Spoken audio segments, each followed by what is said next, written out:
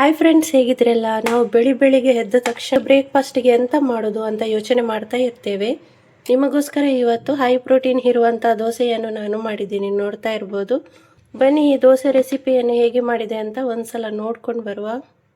ಇಲ್ಲಿ ಹೆಲ್ದಿ ದೋಸೆ ಮಾಡಲು ನಾನಿಲ್ಲಿ 1 ಕಪ್ ಆಗುವಷ್ಟು ಹೆಸರು ಕಾಳು ತಗೊಂಡಿದ್ದೀನಿ.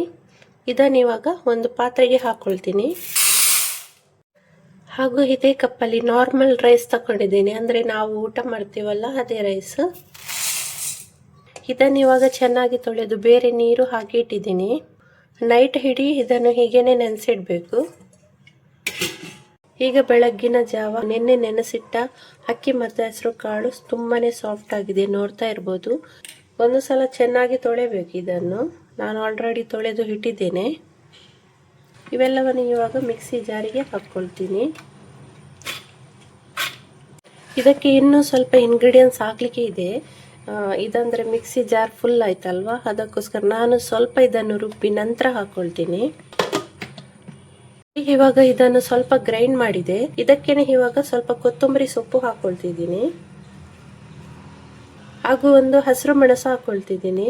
ಒಂದು ವೇಳೆ ನೀವು ಚಟ್ನಿ ಮಾಡೋದಿಲ್ಲ ಆದರೆ ಒಂದು 4 ಹಸಿರು ಮೆಣಸು ಹಾಕ್ಕೊಳ್ಳಿ. ಖಾಲಿ ದೋಸೆಯಲ್ಲೇ ಸ್ವಲ್ಪ ಖಾರವಾಗಿ ಚೆನ್ನಾಗಿರ್ತದೆ. ಹಾಗೂ ತುಂಡು ಶುಂಠಿ ಹಾಕ್ಕೊಳ್ತಿದ್ದೀನಿ. ಇನ್ನೂ ಸ್ವಲ್ಪ ಜಾಸ್ತಿನೇ ಕಲರ್ ಬೇಕಂತ ಅನಿಸಿದ್ರೆ ಪಾಲಕ್ ಸೊಪ್ಪನ್ನು ಇಲ್ಲಿ ಆ್ಯಡ್ ಮಾಡ್ಕೊಳ್ಬೋದು. ಇವಾಗ ಇದನ್ನು ವಾಪಸ್ ನುಣ್ಣಗೆ ರುಬ್ಕೊಳ್ತೀನಿ. ಈಗ high protein dosa batter ready ಆಯಿತು, ನೋಡ್ತಾ ಇರ್ಬೋದು. ಈಗ ಇದನ್ನು ಒಂದು ಪಾತ್ರೆಗೆ ಹಾಕ್ಕೊಳ್ತೀನಿ. ಈಗ ಇದಕ್ಕೆ ರುಚಿಗೆ ತಕ್ಕಷ್ಟು ಉಪ್ಪು ಹಾಕ್ಕೊಳ್ತಿದ್ದೀನಿ. ಇದನ್ನು ಒಂದ್ಸಲ ಚೆನ್ನಾಗಿ ಮಿಕ್ಸ್ ಮಾಡ್ಕೊಳ್ಬೇಕು. ಇಲ್ಲಿ ನಿಮಗೆ ನೀರು ಕಮ್ಮಿ ಅನಿಸಿದರೆ ಹಾಕ್ಕೊಳ್ಳಿ. ಇದು ನಂದೆಲ್ಲ ಕರೆಕ್ಟ್ ಇದೆ ನೋಡಿ, ಇಷ್ಟು ದಪ್ಪ ಬರಬೇಕು ದೋಸೆ ಬ್ಯಾಟರ್, ನೋಡ್ತಾ ಇರ್ಬೋದು. ಇಲ್ಲಿ ಸೋಡಾ ಪುಡಿ ಮತ್ತು ಈನೋ ಏನೇ ಹಾಕೊಳ್ಳೋದು ಬೇಡ, ಇದೇ ದೋಸೆ ಸಾಫ್ಟ್ ಆಗಿ ಬರ್ತದೆ. ಈಗ ಫಟಾಫಟ್ ಅಂತ ಒಂದು ಕಾಯಿ ಚಟ್ನಿ ಮಾಡುವ. ಇಲ್ಲಿ ಕಾಯಿ ಚಟ್ನಿ ಮಾಡೋದಕ್ಕೆ ತೆಂಗಿನಕಾಯಿಯದು ಅರ್ಧ ಭಾಗವನ್ನು ತೆಗೆದು ತುರಿದು ಇಟ್ಟಿದ್ದೇನೆ, ನೋಡ್ತಾ ಇರ್ಬೋದು. ಮತ್ತು ತುಂಡು ಶುಂಠಿ, ಹಸಿರು ಮೆಣಸು 3 ತಗೊಂಡಿದ್ದೇನೆ. ಇದು ಖಾರ ಇಲ್ಲ, ಅದಕ್ಕಾಗಿ 3. ನೀವು ಖಾರ ಇದ್ರೆ ಇಲ್ಲಿ 2 ತಗೊಳ್ಳಿ. ಮತ್ತು ಸ್ವಲ್ಪ ಹುಳಿ, ಇದು ಲಿಂಬೆ ಗಾತ್ರ ಕೂಡ ಇಲ್ಲ, ಲಿಂಬೆ ಗಾತ್ರದಷ್ಟು ತಗೊಳ್ಬೇಡಿ, ಅದು ಹುಳಿ ಆಗ್ತದೆ. ಸ್ವಲ್ಪ ಅಂದರೆ ಸ್ವಲ್ಪನೇ ಹುಳಿ. ಮತ್ತು ಸ್ವಲ್ಪ ಕೊತ್ತಂಬರಿ ಸೊಪ್ಪು ಕೂಡ ತಗೊಳ್ತೀನಿ, ಯಾಕೆಂದರೆ ಇವತ್ತಿನ ಚಟ್ನಿ ಉಂಟಲ್ಲ ಅದು ಕೂಡ ಗ್ರೀನ್ ಕಲರ್ ಬರಬೇಕು, ಅದಕ್ಕೋಸ್ಕರ.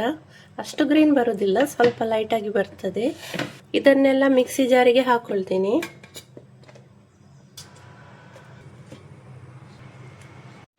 ಇಲ್ಲಿ ಟೇಸ್ಟ್ಗೆ ಉಪ್ಪು ಹಾಕ್ಕೊಳ್ತಿದ್ದೀನಿ. ಹಾಗೂ ಸ್ವಲ್ಪ ನೀರು ಕೂಡ ಹಾಕ್ಕೊಳ್ತಿದ್ದೀನಿ. ಇಲ್ಲಿ ನೀವು ಉರಿಗಡಲೆ ಕೂಡ ಹಾಕ್ಕೊಳ್ಬೋದು. ಉರಿಗಡಲೆ ಇಲ್ಲದಿದ್ರೂ ಚಟ್ನಿ ಟೇಸ್ಟಿಯಾಗಿ ಬರ್ತದೆ. ಇವಾಗ ಇದನ್ನು ನುಣ್ಣಗೆ ರುಬ್ಕೊಳ್ಬೇಕು. ಇಲ್ಲಿ ಚಟ್ನಿ ರೆಡಿ ಆಯಿತು. ಈಗ ಇದನ್ನು ಒಂದು ಬೌಲಿಗೆ ಹಾಕ್ಕೊಳ್ತಿದ್ದೀನಿ, ನೋಡ್ತಾ ಇರ್ಬೋದು. ಈಗ ಚಟ್ನಿ ರೆಡಿ ಆಯಿತು. ಇದಕ್ಕೆ ಒಂದು ಒಗ್ಗರಣೆ ರೆಡಿ ಮಾಡ್ಕೊಳ್ಳುವ. ಇವಾಗ ಒಗ್ಗರಣೆಗಾಗಿ ಸ್ವಲ್ಪ ಆಯಿಲ್ ಹಾಕ್ಕೊಳ್ತಿದ್ದೀನಿ ಮತ್ತು ಸ್ವಲ್ಪ ಸಾಸಿವೆ ಹಾಕ್ಕೊಳ್ತಿದ್ದೀನಿ. ಇಲ್ಲಿ ಸಾಸಿವೆ ಎಲ್ಲ ಸಿಡಿದಿದೆ. ಇವಾಗ ಬೆಳ್ಳುಳ್ಳಿ ಹಾಕ್ಕೊಳ್ತೀನಿ, ಹಾಗೆ ಸ್ವಲ್ಪ ಕರಿಬೇವು ಸೊಪ್ಪನ್ನು ಕೂಡ ಹಾಕ್ಕೊಳ್ತೀನಿ. ಈಗ ಒಗ್ಗರಣೆ ರೆಡಿ ಆಯಿತು. ಇದನ್ನು ಇವಾಗ ಚಟ್ನಿ ಮೇಲೆ ಹಾಕ್ಕೊಳ್ತೀನಿ. ಚಟ್ನಿ ಕೂಡ ರೆಡಿ ಆಯಿತು. ಇವಾಗ ನಾವು ದೋಸೆ ಮಾಡಿಕೊಳ್ಳುವ. ಈಗ ದೋಸೆ ಮಾಡೋದಕ್ಕೆ ಮೊದಲು ಗ್ಯಾಸ್ ಹಚ್ಕೊಳ್ತಿದ್ದೀನಿ. ಇವತ್ತು ನಾವು ನಾನ್ ಸ್ಟಿಕ್ ತವಾದಲ್ಲಿ ದೋಸೆ ಮಾಡೋದು. ನಿಮ್ಮ ಮನೆಯಲ್ಲಿ ಯಾವ ತವಾ ಉಂಟು ಅದರಲ್ಲಿ ಮಾಡಿ. ಇಲ್ಲಿ ತವಾ ಬಿಸಿ ಆಗ್ತಿರುವಾಗಲೇ ಸ್ವಲ್ಪ ಆಯಿಲ್ ಹಾಕ್ಕೊಳ್ಬೇಕು. ಸ್ವಲ್ಪ ಅಂದರೆ 1/4 ಟೀ ಸ್ಪೂನ್ ಆಗುವಷ್ಟು ಹಾಕೊಂಡಿದ್ದೀನಿ. ಇವಾಗ ಒಂದು ಟಿಶ್ಯೂ ಪೇಪರಿಂದ ಇದನ್ನೆಲ್ಲ ಸ್ಪ್ರೆಡ್ ಮಾಡ್ಕೊಳ್ಬೇಕು. ಹೀಗೆ ಮಾಡೋದ್ರಿಂದ ದೋಸೆ ಚೆನ್ನಾಗಿ ಎದ್ದು ಬರ್ತದೆ. ಇಲ್ಲಾಂದ್ರೆ ಕೆಲವು ಸಲ ಹಂಡ್ತದಲ್ಲ, ಹಾಗೇನು ಆಗೋದಿಲ್ಲ. ಈಗ ತವಾದು ಟೆಂಪರೇಚರ್ ಸ್ವಲ್ಪ ಕಮ್ಮಿ ಮಾಡೋದಕ್ಕೋಸ್ಕರ ಸ್ವಲ್ಪ ನೀರು ಹಾಕೊಳ್ತಿದ್ದೀನಿ. ಇದನ್ನು ಕೂಡ ಟಿಶ್ಯೂ ಪೇಪರಿಂದ ಈ ರೀತಿ ಸ್ಪ್ರೆಡ್ ಮಾಡ್ಕೊಳ್ಬೇಕು. ಗ್ಯಾಸ್ ಫ್ಲೇಮ್ ಸಿಮ್ ಅಲ್ಲಿ ಇರಲಿ. ಈಗ ದೋಸೆ ಬ್ಯಾಟರ್ ಹಾಕ್ಕೊಳ್ತೀನಿ. ಇಲ್ಲಿ ನಡುವಲ್ಲಿ ಹಾಕ್ಕೊಳ್ಬೇಕು. ಈ ರೀತಿ ರೌಂಡ್ ಆಗಿ ತಿರುಗಿಸಿದ್ರೆ ಆಯಿತು.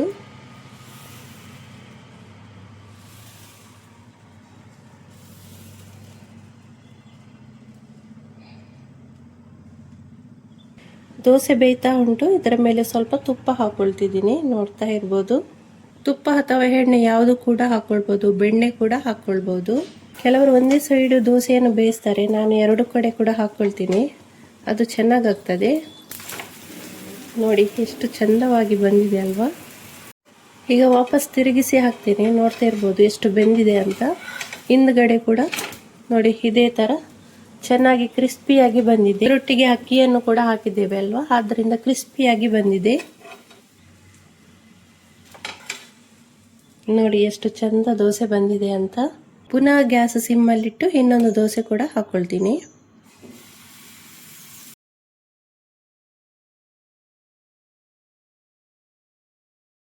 ನೋಡಿ ಇನ್ನೊಂದು ದೋಸೆ ಕೂಡ ರೆಡಿ ಆಯಿತು. ಕಲರ್ಫುಲ್ ಆಗಿ ಎಷ್ಟು ಕ್ರಿಸ್ಪಿಯಾಗಿ ಬಂದಿದೆ ನೋಡಿ.